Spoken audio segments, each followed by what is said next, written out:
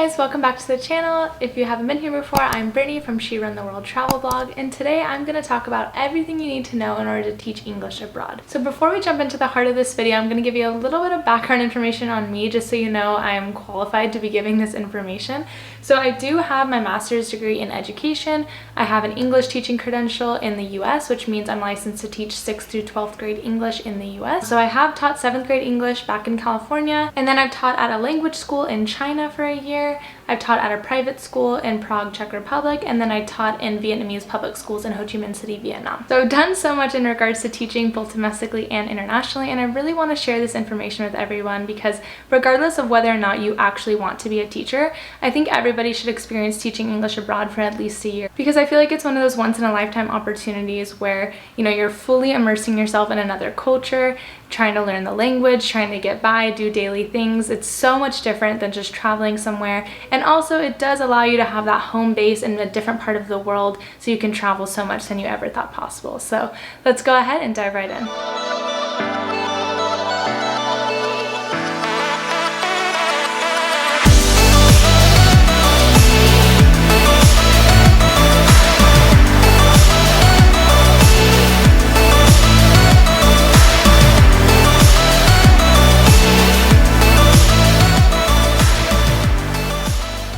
We're going to talk about is what you need in order to teach English abroad, and there are 4 main things that no matter where I've kind of been, this has been the norm.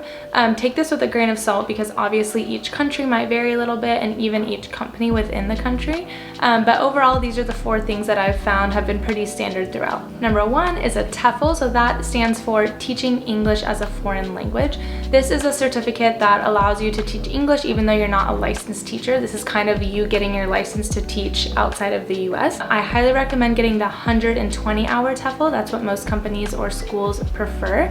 You can get this on Groupon for as low as $25, so I wouldn't pay much more than that. It's honestly a really quick course, very basic, and it just allows you to get that piece of paper to start teaching. The next is a bachelor's degree. So I know there are a few countries that don't require any degree, but it is becoming more uncommon. So it doesn't necessarily have to have a bachelor's degree in anything specific, but just any bachelor's degree combined with your TEFL will allow you to be qualified to teach. Number 3 would be a police background check, and each country that I've gone to has asked for this, but in a little bit of a different way. So I have had it where it's just go to your local police station, get a letter that's saying you've never had an arrest record. I've also done a full-on FBI background check, which is a lot more expensive and extensive. So kind of just depends, but pretty much just as long as you don't have a criminal record, you should be good to go. Number 4 would be a passport from an English-speaking country. Again, there are some countries and some companies that will bypass this, but typically you will need a passport from an English-speaking country, which would be the US, Canada, Ireland, UK, South Africa, Australia, New Zealand. If you don't have that, or you're not a citizen but you think you speak good enough English to become an English teacher in a different part of the world, there are some exams that you can pass that show that you are at a proficient enough level. Again, not all countries or companies will accept this, but just do your research and find out which companies or countries in general you can teach if you're not from a native English-speaking country. Now that you know what it takes to actually become an English teacher abroad, let's talk about the different jobs that you can get as an English teacher abroad. There are 3 main types of English teacher jobs. The first one is probably the most common, and that is a language school. So this is where I actually taught in China. It's essentially like an after school and on the weekend type program. I think this is the perfect position for a first-time English teacher, just kind of learning the ropes, learning what it's like to be a teacher, be in a classroom, work with students. It's very minimal work and very minimal hours. For example, I worked at a language center in China. That was my first teaching job outside of the US. I only worked from 3 to 7 Wednesday, Thursday, Friday, so only 4 hours. And then on Saturdays and Sundays, I worked from 10 to 6.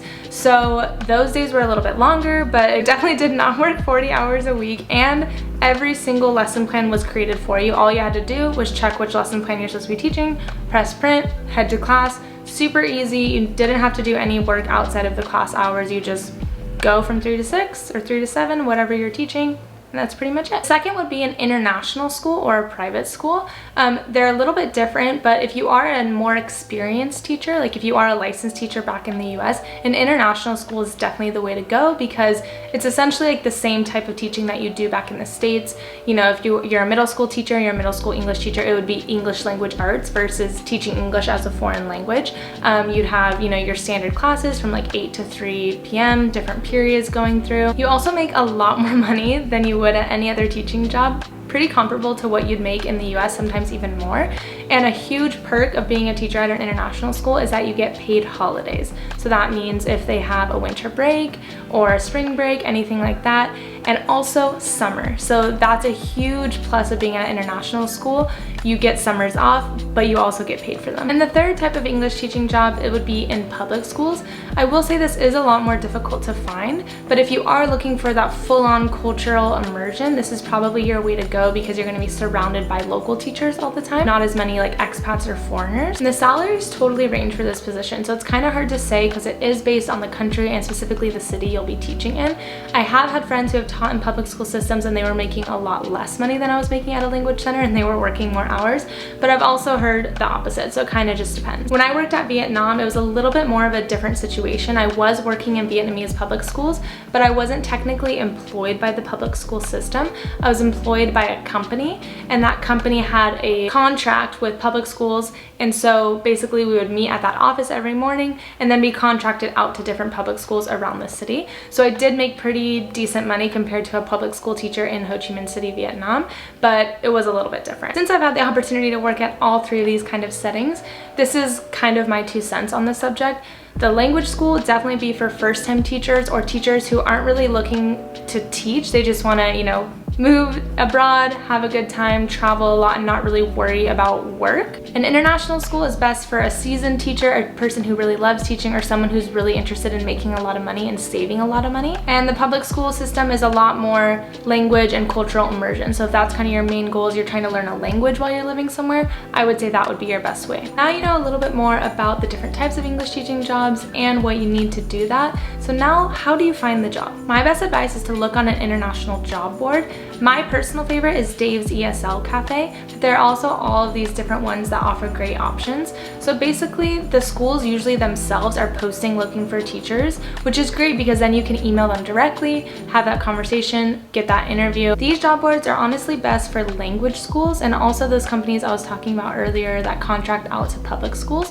I have seen some international schools posting on these job boards, but if you're looking for specifically international school job openings, I would look on ISS or Search Associates. These job boards are great because whenever I'm looking for teaching jobs abroad, I never really know where I want to go. I kind of just follow a feeling and see whatever piques my interest. So you can kind of just scroll and see all locations. There also are filters on most of these job sites where you can filter the country if you know specifically you want to go to a certain place. So that will also be really helpful for you. Another option, if you know specifically that you want to go to a certain place, is looking into well-known companies or well-known programs for that specific country. So for example, 2 countries in particular stick out to me when I'm talking about this, and that is Japan, because they have the EON program and the JET program. Same thing with South Korea. They have EPIC, GEPIC, and SMO. These are programs that are really well known. They have really long hiring processes. Usually it's a year before you want to go. You have to go through this, you know, extensive hiring process, but usually, again, they're government-run programs, so they really take care of you. They help you with the visa. It is a really good gig. In the last part of this video, I'm going to dive deep into different regions around the world where you teach English abroad and give you a little bit of pros and cons just to help you narrow down your search. Starting off with Asia, because Asia is probably the most popular spot for people to go and teach English abroad. And the reason for that is that there's a high salary, low cost of living, lots of job opportunities, it's easy to get hired, and there's cheap and easy travel.